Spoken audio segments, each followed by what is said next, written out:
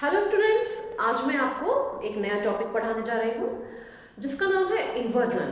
Inversion से related काफ़ी questions भी कॉम्पिटिटिव एग्जाम्स में आते हैं और अभी 2025 में भी आए हैं। अब मैं आपको पढ़ाने जा रही हूँ रूल नंबर 69 जो कि बेस्ड है इन्वर्जन पर।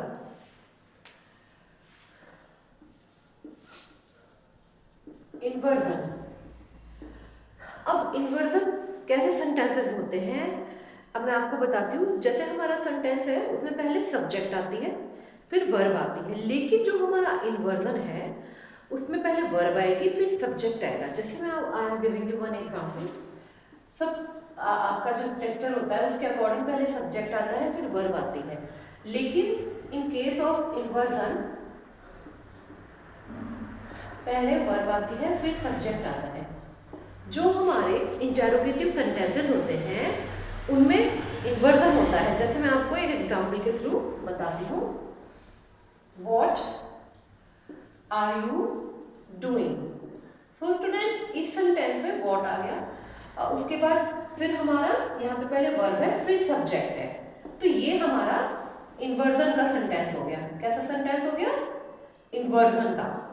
लेकिन अगर हम इस सेंटेंस को ऐसे लिखते हैं, what you are doing, तो स्टूडेंट इस सेंटेंस में अब यहाँ पे पहले सब्जेक्ट आ गया और फिर वर्ब, तो ये इन्वर्जन नहीं है।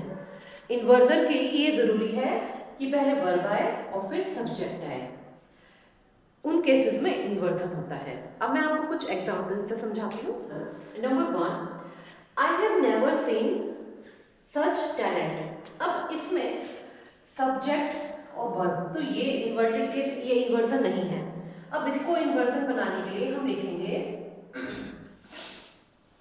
Never have I seen such talent. तो स्टूडेंट, अब इस केस में क्या हुआ, यहाँ पे नेवर के बाद हमारा आ गया ये सब्जेक्ट और ये वर्ब। तो और इन्वर्जन में मैंने आपको बताया था पहले वर्ब आएगा फिर सब्जेक्ट, तो ये हमारा इन्वर्जन का सेंटेंस है। Number 2, I have hardly arrived when he left. अब हार्डली क्या है? हमारा एडवर्ब है। अब एडवर्ब भी हमारी जब हम इन्वर्जन करते हैं हमारी स्टार्टिंग में लग जाती है। जैसे हार्डली हैड I